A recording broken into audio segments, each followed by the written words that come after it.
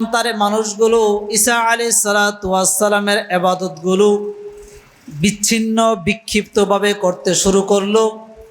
আল্লাহ সুবহানাহু ওয়া তাআলা ঈসা নবীকে বলল, হে নবী, তোমার জাতিকে জানিয়ে দাও, তারা যদি কিতাবের বাইরে চুল পরিমাণ এদিক সেদিক করে ইবাদত করে তাহলে তারা জাহান্নামী।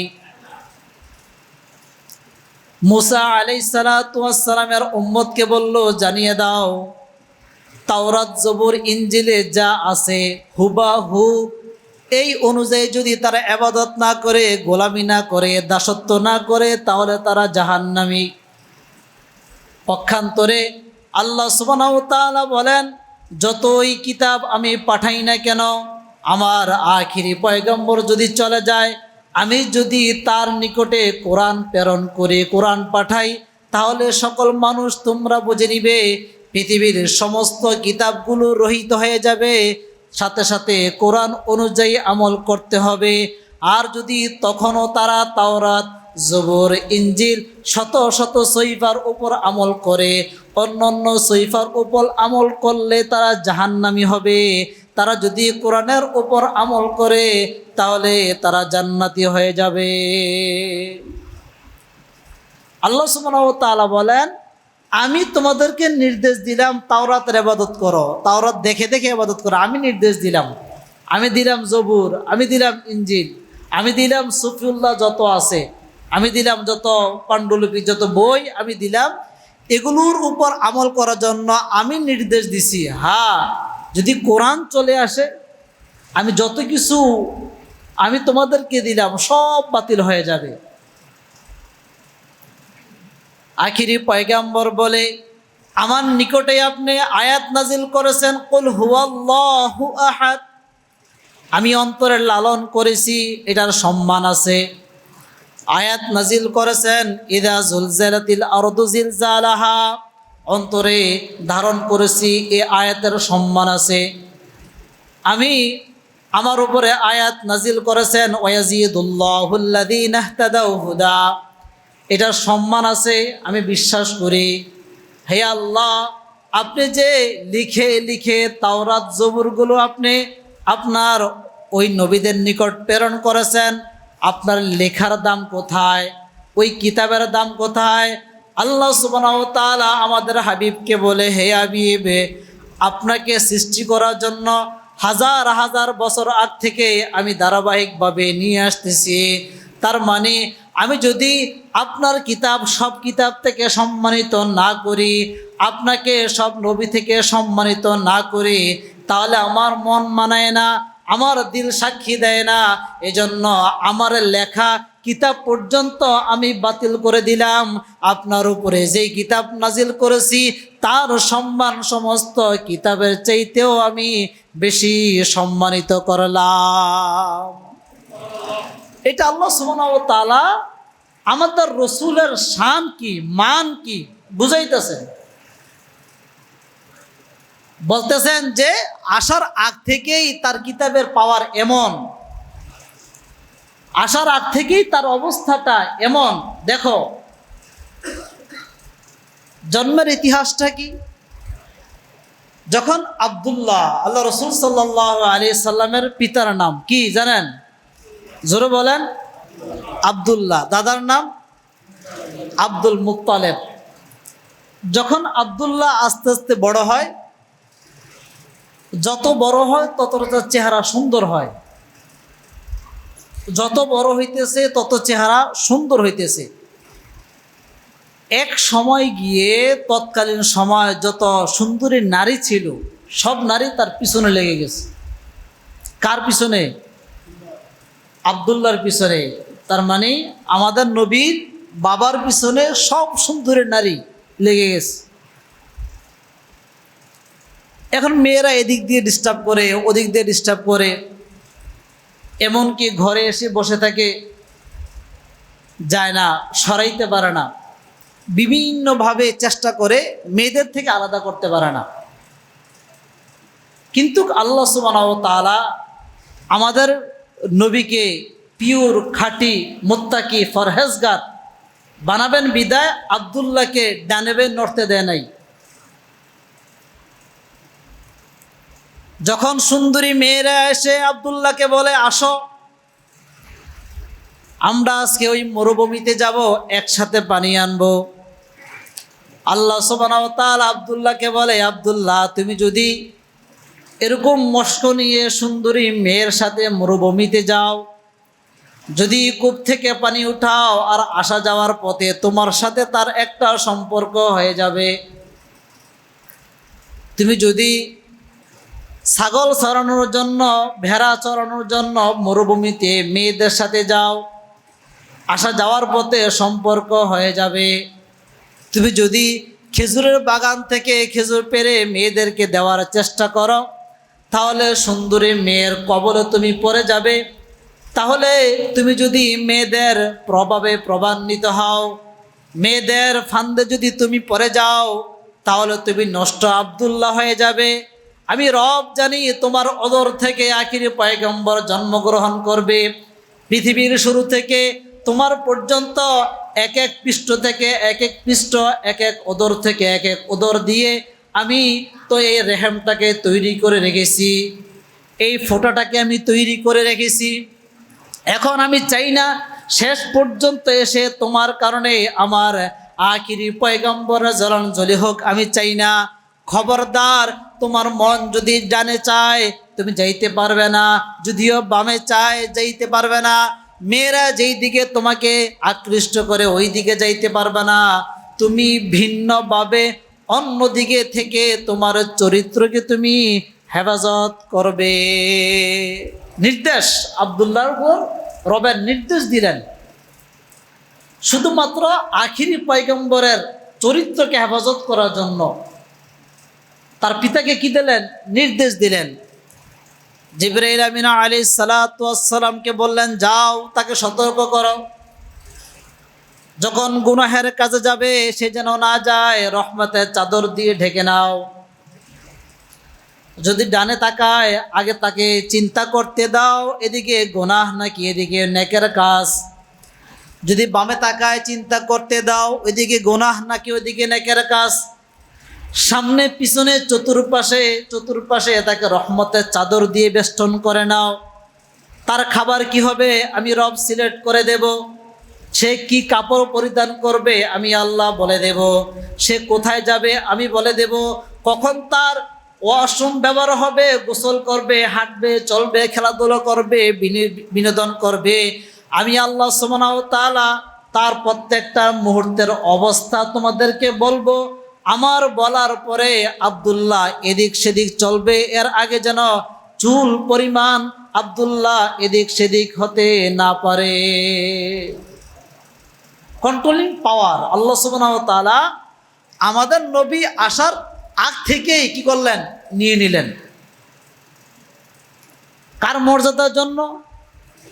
হ্যাঁ, আমাদের নবীর, আখির নবীর মর্যাদার জন্য এত কিছু। অথচ নবী কি আসছে? এখনো আসে নাই। তো নবী এখনো আসে নাই, এর আগ থেকেই এত কিছু।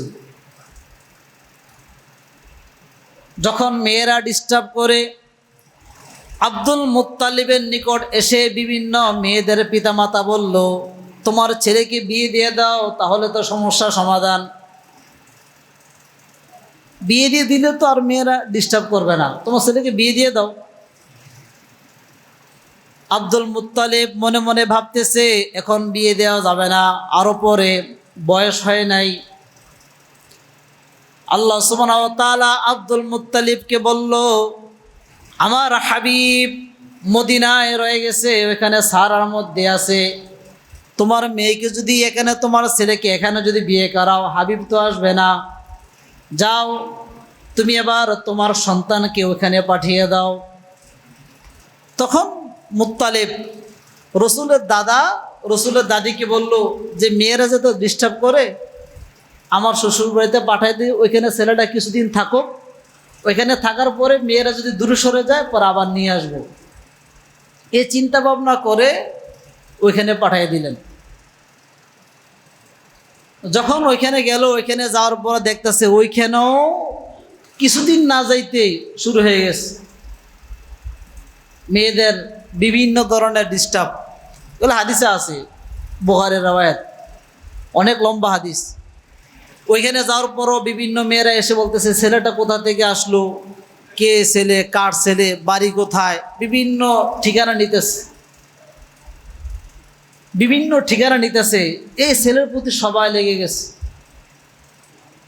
আল্লাহ সুবহানাহু ওয়া তাআলা বলতেছেন যে আব্দুল্লাহ যখন নাকি আমেনার এলাকায় আসছে, কাছাকাছি যখন আসছে, তখন আর দেরি করে লাভ নাই, এই জায়গাতে বিয়েটা পড়াইয়া চলে যাবে মক্কায়। কাছাকাছি যেহেতু আসছে, তাহলে কোথায়, এখানে বিয়ে পড়াইয়া মক্কায় চলে যাবে। ওই দিক থেকে খবর আসছে যে আপনার ছেলে তো এখানে আসছে, ভালো, আমাদের এখানে সুন্দর একটা মেয়ে আছে, এই অবস্থা, এই কাইফিয়ত, বিভিন্ন বর্ণনা করলো। বর্ণনা করার পরে এবার আব্দুল মুত্তালিব চিন্তা করে, এদিকে বড় বড় নেতার মেয়েরা ডিস্টার্ব করলো, বা নেতারা আমাকে অফার দিল যে তোমার ছেলেকে বিবাহ করামো, এখন যদি আমি বিবাহ না করাই তখন তো তারা শত্রু হয়ে যাবে। এই বলে আমরা 10 জন চাইছিলাম, একজনকে বিয়ে করাইতা, আমাদের একজনের মেয়ে নিতা, কারো মেয়ে না এনে ওইখান থেকে দূরপ্রবাস থেকে আনবো, কেমন দেখা যায়। বিভিন্ন চিন্তা ভাবনায় মগ্ন। আল্লাহ সুবহানাহু ওয়া তাআলা জিবরিল আমিনকে বলতেছে যে চিন্তা বাদ দিতে বলো, চিন্তা কি করতে বলো, বাদ দিতে বলো। এভাবে তো সরাসরি বলার নাই, হাদিসের মধ্যে আসছে যে বিদাম রক্তের শিরাকে আল্লাহ এরকম করে দিছে, সম্পূর্ণ শয়তানের কর্তৃত্ব এখান থেকে সরিয়ে এনে আল্লাহ সুবহানাহু ওয়া তাআলা বলেন আমার ব্যক্তিগত নফস তার অন্তরে আমি ঢুকিয়ে দিলাম। সে আমার নফসের মাধ্যমে, রিমোট কন্ট্রোলের মাধ্যমে তারা আখির নবী জন্মগ্রহণ করার আগ পর্যন্ত পিতা, মাতা, দাদা সবাই কি করতেছে, চলতেছে। কারণ তাদের নিকট তো আর জিবরিল আসে নাই, এসে বলে নাই। আল্লাহ সুবহানাহু ওয়া তাআলা বলেন যাও তুমি হেফাজত করে। কিভাবে? তাদেরকে বলবে না, তারা তো নবী না। ওই আল্লাহ তাআলা ওই রক্তের মধ্যে ওরকম কর্তৃত্ব, রবের কর্তৃত্ব নির্দেশ দিয়ে দিছে যে হ্যাঁ রক্তের ফোঁটা, কণিকা, আমি যেভাবে বলবো তুমি ওইভাবে করবা। নফস তাকে নির্দেশ দিল আমি যেভাবে ধাবিত করব তুমি ওইভাবেই ধাবিত হবা, ওই দিকেই তুমি যাবা, নির্দেশ দিল। তখন আব্দুল মুত্তালিবের এই চিন্তা চেতনা অনেক গবেষণা করার পরে সিদ্ধান্ত নিল যে যাক, ছেলেকে যেখানে পাঠাইছি ওইখান থেকেই একটা মেয়ে বিবাহ করে আমাদের এখানে আনবো।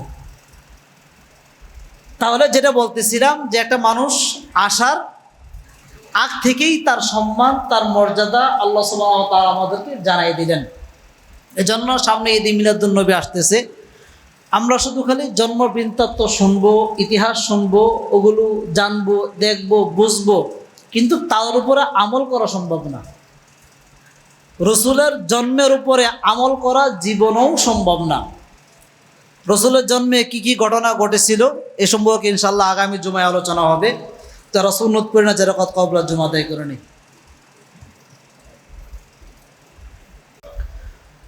গত জুমায় আমরা শয়তানের আরও কিছু ওয়াসওয়াসা সম্পর্কে আলোচনা শুনেছিলাম। আজকে আমরা আল্লাহ রসুল সাল্লাল্লাহু আলাইহি ওয়াসাল্লামের মিলাদ সম্পর্কে ইনশাল্লাহ কিছু কথা জানব। আমরা জানি যে রবিউল আউয়াল মাসে রসুল সাল্লাল্লাহু আলাইহি সাল্লামের জন্মকে কেন্দ্র করে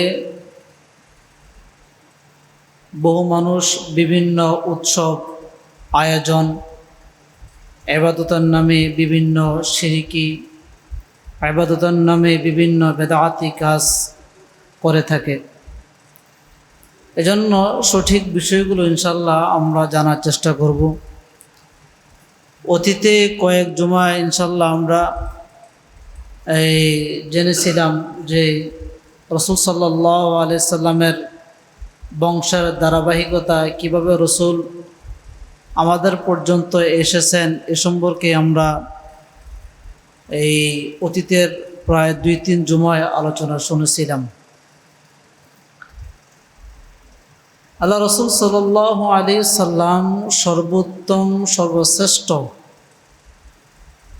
এবং আল্লাহ সুবহানাহু ওয়া তাআলা তিনার শান, মর্যাদা, মাকাম, আসন, স্থান পৃথিবীর সমস্ত সৃষ্টি থেকে আলাদা করে রেখে দিয়েছেন। তিনাকে নিয়ে কথা বলা, তিনাকে নিয়ে কটূক্তি করা, তিনার সম্পর্কে বিশুদ্ধারমূলক আচরণ করা, এটা কোনো আল্লাহর বান্দার হতে পারে না পৃথিবীতে। হোক সেই ইহুদি, হোক কাফের, হোক নাসারা, হোক বৌদ্ধ, হোক মুসলিম, যেই জাতির হোক না কেন, তিনাকে নিয়ে বিশুদ্ধার করা এটা মানান নয়।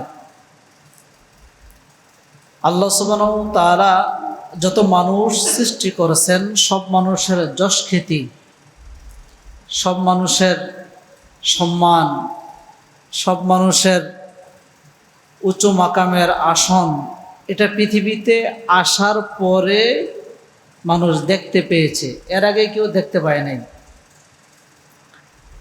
এর আগে কে আপনার 2-3 বছর, 5 বছর, 6 বছর, 1 বছর, 1 মাস, 1 ঘন্টা আগেও কেউ জানে না যে তার সম্মান এত হবে। 1 ঘন্টা আগেও কেউ জানে না। যেমন আমাদের দেশে বর্তমান যিনি দেশ পরিচালনা করতেছেন ডক্টর মোহাম্মদ ইউনূস সাহেব, তিনি কি জানতো যে আমি হঠাৎ করে আগামীকালের মধ্যেই আমি দেশের দায়িত্ব পালন করব? জানতো তিনি? না। আমরা তো সবাই জানি যে বাংলাদেশের অতীত যে সরকার ছিল তিনি বহু বছর এই দেশে থাকবে, এটা সবার ধারণা হয়ে গেছিল।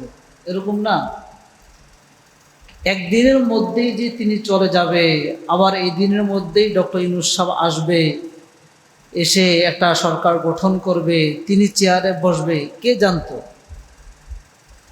এখন গোটা বিশ্বের সব মানুষ জানে যে বাংলাদেশের বর্তমান দায়িত্ব পালন করতেছে কে? ডক্টর মোহাম্মদ ইউনূস। তো যেটা আমি বুঝাইতে চাইছিলাম যে 1 ঘন্টা আগেও কেউ জানে না যে তার সম্মান কতটুকু হবে, কি পরিমাণ হবে। 1 ঘন্টা আগে কেউ জানে না।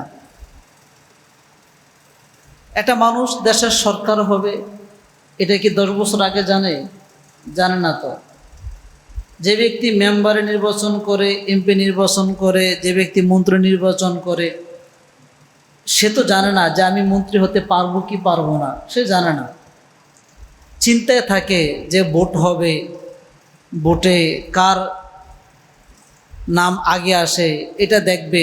সব মানুষ হাহাকার লেগে থাকে যে নির্বাচনের যে ফাঁস করছে তার রেজাল্ট শোনার জন্য। তার মানে যে দাঁড়ায় নির্বাচন করে সে নিজেও জানে না যে আসলে সে কি সম্মানী ব্যক্তি হবে কি না। একটা মানুষ প্লে থেকে শুরু করে মাস্টার্স কমপ্লিট করা পর্যন্ত তার মাস্টার্সের রেজাল্ট সারা বাংলাদেশের মধ্যে 1 নম্বর হবে। সর্বপ্রথম ফার্স্ট ক্লাস ফার্স্ট পেয়ে সে দেশে সবার নিকট পরিচিত হবে, এটা কি সে জীবনও জানে? জানে না। তো তার চেষ্টা, তার চাহিদা, আকাঙ্ক্ষা, কিন্তু সে জানে না সে যে সর্বোচ্চ নম্বর পেয়ে দেশের মধ্যে 1 নম্বর হবে, এটা সে নিজে জানে না। প্রতিটি ক্ষেত্রেই, প্রতিটি সেক্টরে, প্রতিটি মানুষের জীবন এমনই হয়ে থাকে। আল্লাহ সুবহানাহু ওয়া তাআলা বলেন, মানুষ কখনো জানে না যে তার শান মর্যাদা কীরকম হবে, কখনো জানে না। পক্ষান্তরে তার বিপরীত। একটা মানুষ মাস্টার্সের পরীক্ষা দিল, সে ফেল করলো, অসম্মান, সে জানে না। একটা মানুষ ক্ষমতায় ছিল, আবার চলে যেতে হবে, সে নিজেও জানে না। সম্মানের অবস্থা, মানুষের হায়াতের অবস্থা একমাত্রই জানে সে কে? আল্লাহ। আল্লাহ বলেন, পৃথিবীর সর্বশ্রেষ্ঠ মানুষ করে আমি পৃথিবীতে প্রেরণ করেছি যার নাম, তার নাম হলো মুহাম্মদুর রাসূলুল্লাহ সাল্লাল্লাহু আলাইহি ওয়াসাল্লাম। তবে যেটা বলতেছিলাম, যখন নাকি মায়ের ওদর থেকে জন্মগ্রহণ করে কোনো মানুষ, ওই মা জানে না এই সন্তানটা কি সুখী হবে না দুঃখী হবে, অথচ তার ওদরে জন্মগ্রহণ করছে। ওই পিতা জানে না যে আমার সন্তানটাকে শিক্ষিত হবে না মূর্খ হবে।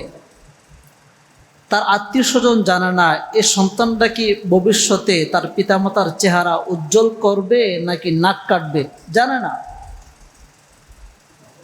কথা বুঝতেছেন? জানে না তো। যেমন দেখা যায় 5টা সন্তান আছে, আমি একটা সন্তানকে এক চোখে দেখি, হঠাৎ করে দেখা যায় যে সন্তানের সাথে আমার সম্পর্ক একেবারে কম, তাকে দেখতে পারি না, এ সন্তান আমার পরবর্তীতে কাজে লেগে গেছে। অথচ যাকে নিয়ে আমার গর্ব, যাকে নিয়ে আমার চিন্তা, যাকে নিয়ে আমার চেতনা, সে সন্তান আমার নাক চোখ কালি মেরে গেছে। এটা হয়। আল্লাহ তাআলা বলেন, যেই পিতামাতা যে সন্তানকে জন্মগ্রহণ করায়, যেই পিতামাতা যে সন্তানকে জন্মগ্রহণ করায়, এই পিতামাতা পর্যন্ত জানে না যে এই সন্তান তার ভবিষ্যতে কি হবে। সে কি জজ হবে, ব্যারিস্টার হবে, উকিল হবে, লয়ার হবে, না মন্ত্রী হবে, না বড় ব্যবসায়ী হবে, নাকি দেশের সর্বোচ্চ দায়িত্বে আসন গ্রহণ করবে, সে নিজেও জানে না। রব্বে করিম বলে যে এমন একজন মানুষ পৃথিবীতে আসছে, এই মানুষের খবর সবাই না জানলেও আমি আল্লাহ সুবহানাহু ওয়া তাআলা জানি, এবং মানুষকে আগ থেকে জানান দিয়ে আসছি। আগ থেকে কি করছি? জানান দিয়ে আসছি। মুসা আলাইহিস সালাতু ওয়াস সালামকে বলছে যে তোমার পরে শেষ নবী আসবে, আখেরি নবী তোমার পরে আসবে। ইব্রাহিম নবীকে বলছে যে তোমরা যা কিছু করো না কোনো সমস্যা নাই, তোমাদের পরে আখেরি নবী আসবে। আদম নবীকে বলছে যা কিছু করো কোনো সমস্যা নাই, তোমার পরে কে আসবে? আখেরি নবী আসবে। এই যে জানান দিতেছে কি না? ইব্রাহিম নবীর নিকট বলে নাই যে তোমার পরে ঈসা নবী আসবে, এটা বলে নাই। তার মানে ঈসা নবী যে আসছে এটার জানানো আল্লাহ অন্য নবীকে দেন নাই। মুহাম্মদ সাল্লাল্লাহু আলাইহি সাল্লাম যে আসবে এটা জানান অন্য নবীকে দিয়ে আসতেছে। আমি বুঝাইতে চাইতেছি যে আমাদের নবীর শান মর্যাদা আল্লাহ সুবহানাহু ওয়া তাআলা সৃষ্টির শুরু থেকে ধারাবাহিকভাবে পার্ট টু পার্ট একের পরে এক পর্যায়ক্রমে দিয়ে আসতেছে, এবং জানান দিতেছে, এলান দিতেছে, ঘোষণা দিতেছে, হে পৃথিবীর মানুষ, পৃথিবীর জীবজন্তু, পৃথিবীর পশু পাখি, পৃথিবীর নদ নদী জমিন চাঁদ সিতারা, শোনো আখেরি নবী আসবে, তোমরা এখন থেকেই সচেতন হও। জানান দিতেছে। অথচ আমাদের সন্তানাদি আসবে, আমরা আসছি, কিয়ামত পর্যন্ত আসবে, অন্য অন্য নবীরা এসে গেছে, অন্য অন্য বড় বড় ক্ষমতাসীন এসে গেছে, আসবে, তাদের খবর কেউই জানে না। যখন সে ওই আসন গ্রহণ করে তখন জানে হ্যাঁ এই ব্যক্তিটা সম্মানী, এর আগে কেউই জানে না। কিন্তু একজনের খবর সব মখলুকাত, সৃষ্টিজীব, মানুষ, ইনসান, জিন, তাদেরকে আগ থেকে আল্লাহ সুবহানাহু ওয়া তাআলা বলতেছেন, জানান দিতেছেন, খবর দিতেছেন, বিভিন্নভাবে বুঝাইতেছেন যে আমার পয়গম্বর আসবে, বুঝাইতেছেন।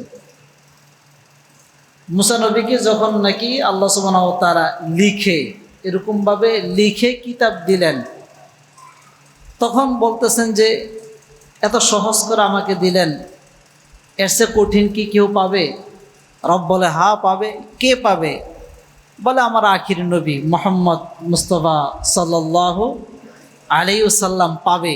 তাকে আমি লিখে দিব না, আমি তার সিনায় কলবের মধ্যে আমার কথাগুলো পাঠিয়ে দেব, ওইখানে সে সংরক্ষণ করে রাখবে। তাহলে এই নবী আগ থেকে জানলো যে শেষ পর্যন্ত একটা নবী আসবে, তারপরে আর কেউ নবী হবে না, সেই আখির নবী হবে। আগ থেকে সে জানলো না, জেনে গেল, আগ থেকেই সে জানলো। আল্লাহ রসুল সাল্লাল্লাহু আলাইহি সাল্লামের মিলাদকে কেন্দ্র করে। মিলাদ আমরা জানি যে কিছুদিন পরেই 12 রবিউল আউয়াল উপলক্ষে দেখবেন অনেক কিছু হবে, মাজার হবে, গেট হবে, মসজিদগুলো সাজানো হবে, মাজারগুলোকে সাজানো হবে, বিভিন্ন উপাসালয়গুলোকে সাজানো হবে, আগরবাতি, মোমবাতি, লোবান অনেক কিছু হবে। কাকে? রাসূল সাল্লাল্লাহু আলাইহি সাল্লামকে কেন্দ্র করে। শুধু মুহূর্ত, একটা সময়, কয়েক সেকেন্ড, রাসূল জন্মগ্রহণ করছেন কয়েক সেকেন্ড, এটাই হলো মিলাদ। এই মিলাদটাকে কেন্দ্র করে মাসব্যাপী আয়োজন। রাজারবাগ দরবারে 63 দিন ব্যাপী আয়োজন, 63 দিন ব্যাপী আয়োজন হয়েছে। লক্ষ লক্ষ কোটি কোটি টাকা নষ্ট হয় ঢাকা রাজারবাগ দরবারে। এবছর হয় কিনা জানি না, অতীতে এগুলো দেখছি যে 63 দিন ব্যাপী তাদের ওইখানে আয়োজন হয়েছে শুধুমাত্র মিলাদুন্নবীকে কেন্দ্র করে। রসুলের মিলাদুন্নবী মানে জন্মটাকে 63 দিন লাগে হয়েছে। জন্ম কয়দিন লাগে হয় জানেননি? জন্ম তো হয় মুহূর্তের মধ্যে শেষ, কয়েক সেকেন্ড।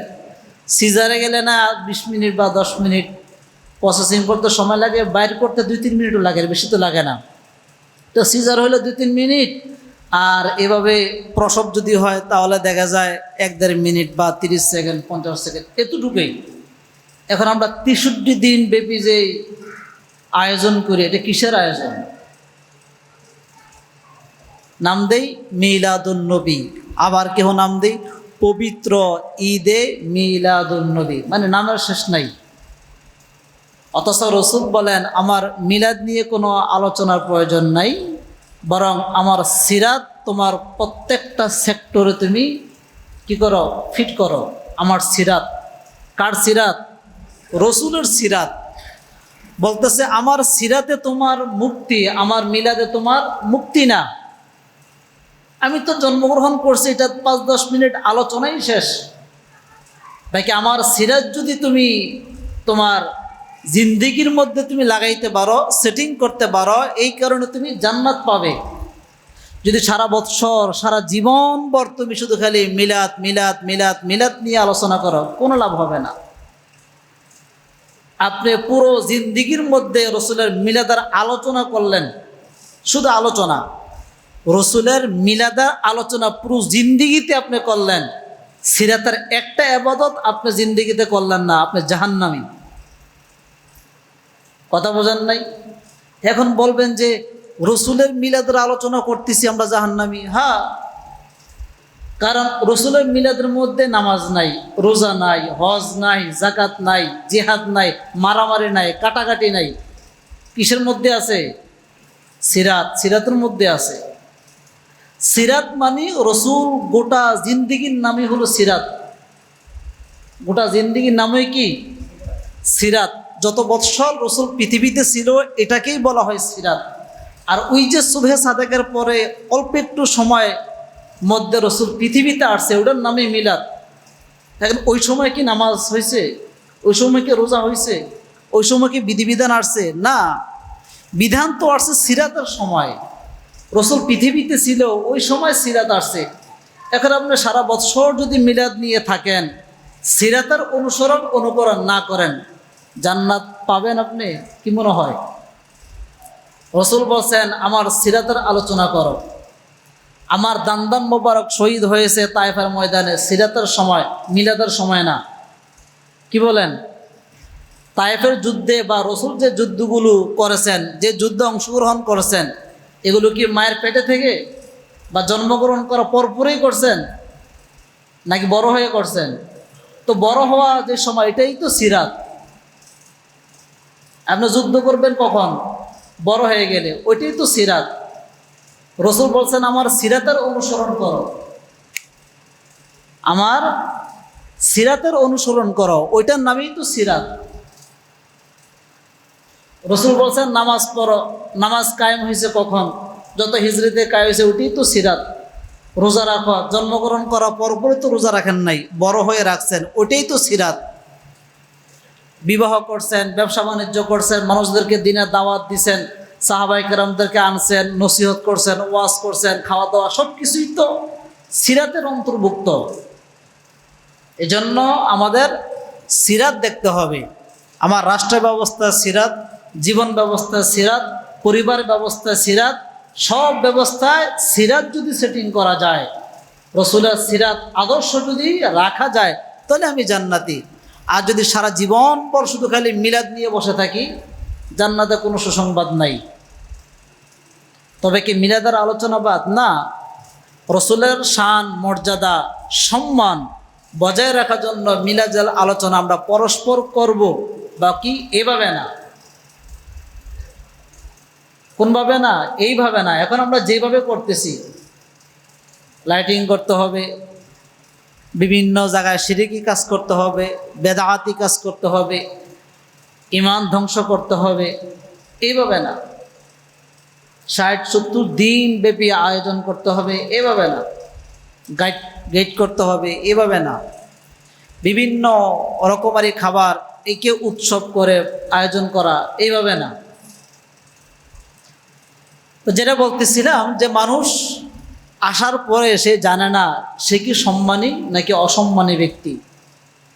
কিন্তু আমাদের নবী আসার আগেই আল্লাহ সুবহানাহু ওয়া তাআলা নবীকে জানাই দিয়েছেন, সমস্ত মানুষকে জানাই দিয়েছেন, সমস্ত মানুষকে জানাই দিয়েছেন যে আখিরি নবী যিনি আসবে তিনি সর্বশ্রেষ্ঠ এবং সম্মানী। সব মানুষকে কি করছেন? জানাই দিয়েছেন।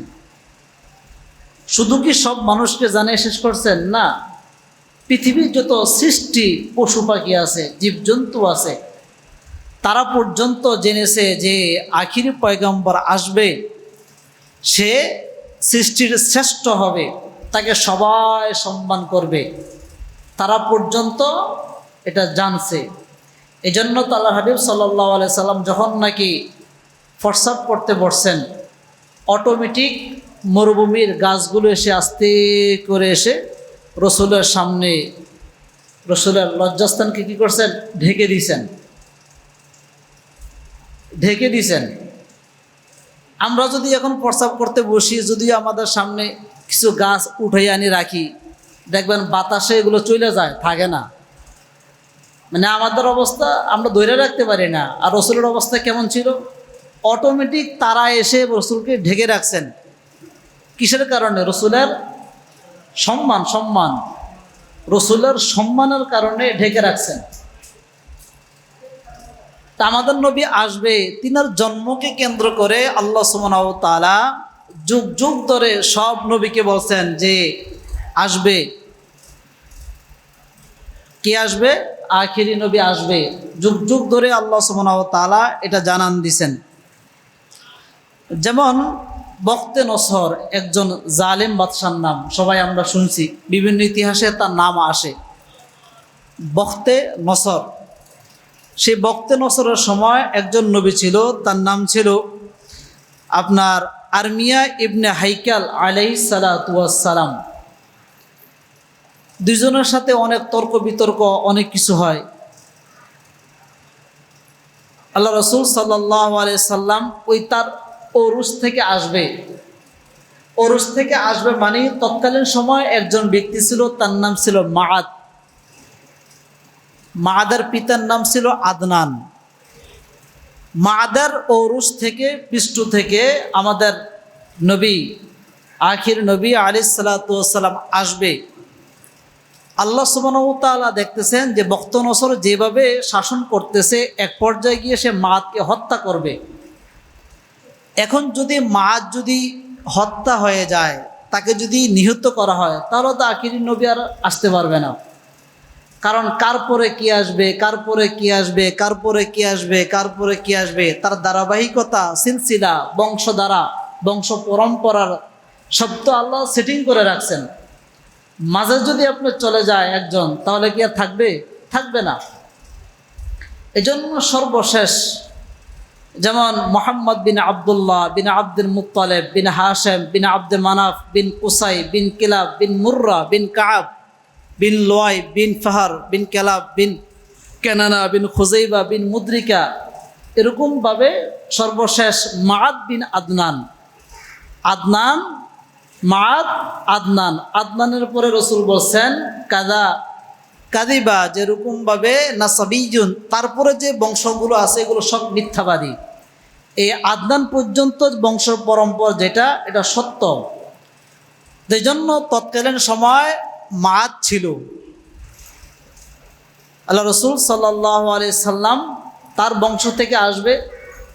এজন্য আল্লাহ সুবহানাহু ওয়া তাআলা আরমিয়া ইবনে হাইকার আলাইহিস সালাতু ওয়াস সালামকে বলল যে তুমি যে চলতেছ, তোমার চলার পথে এই যে মাআদ বিন আদনান, মাআদ ছেলেটাকে তুমি উঠে নাও তোমার বোরাকের মধ্যে। কারণ যেভাবে বখতে নসব মানুষকে হত্যা করতেছে, মারতেছে, হতে পারে সে মাআদকেও মেরে ফেলতে পারে। অতএব তোমার চলার পথে তুমি বাচ্চাটাকে উঠে নাও। তখন তার বয়স ছিল মাত্র 12 বৎসর। কত বৎসর? 12 বৎসর। তখন ওই যে নবী হাইকাল আলাইহিস সালাতু ওয়াস সালাম রবকে প্রশ্ন করলো, হে আল্লাহ, কারণটা কি? ছোট্ট একটা সন্তান, আমার বোরাকে তাকে উঠাবো, চিনি না, জানি না, কিছুই না, কারণটা কি? তখন বলা হয় যে ফা ইন্নী মুস্তাখরিজুম মিন সুলবিহি নাবিয়্যান কারীমা, বলে তুমি জানো তোমার তার ঔরস থেকে সম্মানিত একজন ব্যক্তি পৃথিবীতে আগমন করবে। সম্মানিত একজন মানুষ পৃথিবীতে আগমন করবে আক্তিবু বিহির রসুল, যেই হবে আখিরি পয়গম্বর, যার পর আর কেউ নবী হবে না। তখন এই মাআদ কি করলো? মাআদকে এই নবী আস্তে করে বোরাকে উঠিয়ে নিলেন, উঠিয়ে তার সেফ জায়গায় নিয়ে গেলেন। তার মানে আমাদের নবী আসবে কত বৎসর পর, কত বৎসর পর নবী আসবে। এর আগ থেকে আল্লাহ সুবহানাহু ওয়া তাআলা তাকে কি করলেন? হেফাজত করলেন। এর আগ থেকে হেফাজত করলেন এবং এক নবীকে জানাই দিলেন যে হ্যাঁ, তার উরুস থেকে আখির নবী আসবে, এটা জানাই দিলেন। বলেন তো, আমাদের নবী ছাড়া পৃথিবীতে যত মানুষ, যত অগণিত মানুষ, যত ধর্মাবলম্বী লোক পৃথিবীতে আগমন করে, যত ধর্মগুরু লোক আগমন করে, বরং কি গাউস বলেন, কুতুব বলেন, পীর বলেন, ফকির বলেন, আবদাল বলেন, যত মানুষ আগমন করে বা করেছে, তাদের ইতিহাসে কি এমন আছে যে 2 পুরুষ, 3 পুরুষ, 4 পুরুষ আগে থেকে জানাই দিছে হ্যাঁ তোমার ঔরসে এরকম মানুষ আসবে, তুমি হেফাজত করো? আছে এরকম? নাই। তার মানে তার পরের জেনারেশন জানে না যে কে আসবে, কে কি হবে, তার সম্মান কি জানে না। কিন্তু আমাদের নবীর ক্ষেত্রে আল্লাহ সুবহানাহু ওয়া তাআলা আগ থেকেই জানাই দিলেন যে এই ঔরসে আখিরি পয়গম্বর আসবে, সে পৃথিবীর শ্রেষ্ঠ হবে, পৃথিবীর সৃষ্টির শ্রেষ্ঠ হবে, মানে সবচেয়ে সম্মানী ব্যক্তি হবে। এজন্য এই আগ থেকেই নবীর মাধ্যমে তাকে কি করলেন? হেফাজত করলেন। এটা একমাত্র কার মর্যাদা? আমাদের নবীর মর্যাদা।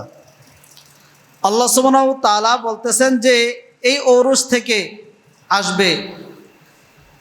তারপরে গিয়ে আল্লাহ সুবহানাহু ওয়া তাআলা বিভিন্ন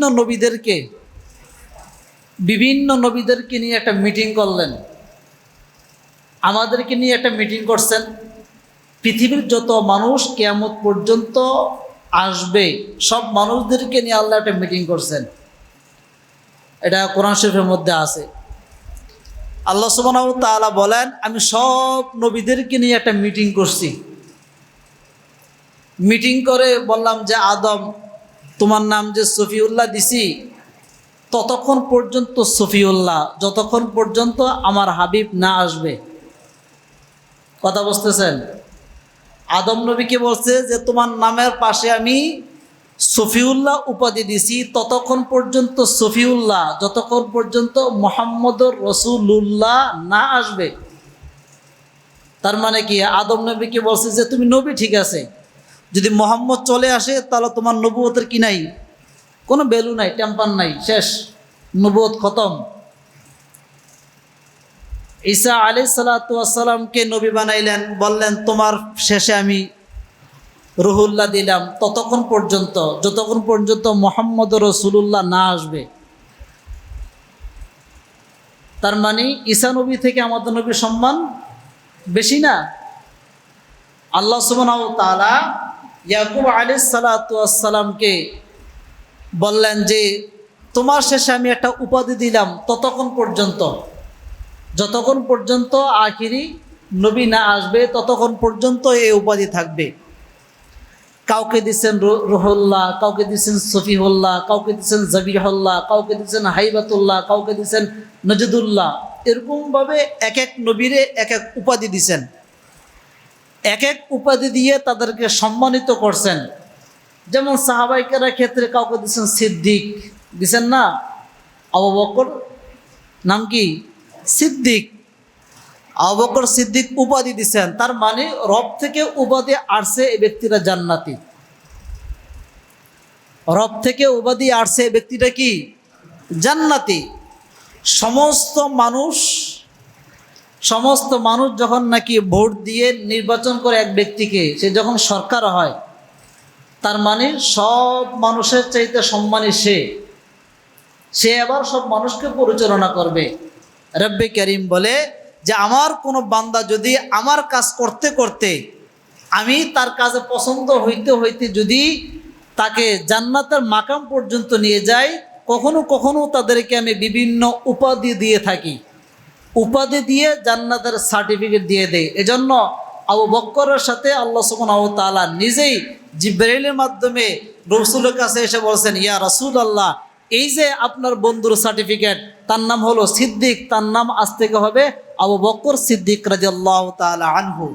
তার মানে কি? ব্যক্তিটা জান্নাতি।